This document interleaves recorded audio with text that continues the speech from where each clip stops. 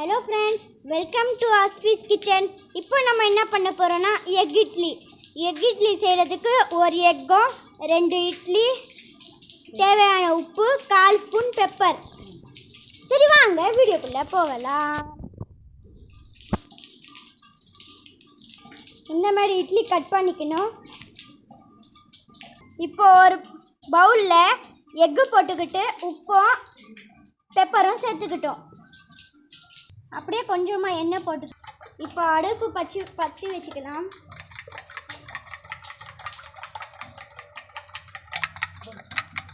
இந்த மிக்ஸ் பண்ணிவிட்டு அதுக்குள்ளே அப்படியே இட்லி போட்டுக்கோங்க.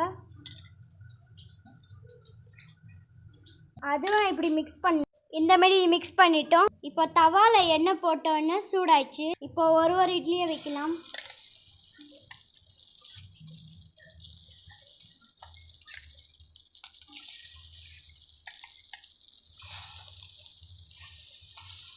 பார்க்கும்போது நாக்கில் எச்சி ஊடுது.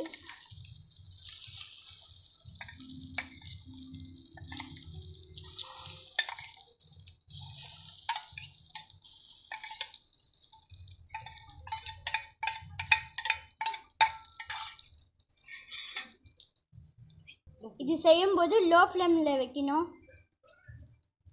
கொஞ்சம் சூடான உடனே திருப்பிக்கணும்.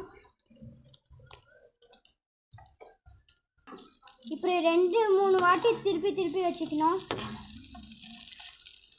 அப்படியே விட்டுட்டா கருகிடும், டேஸ்ட்டே வராது.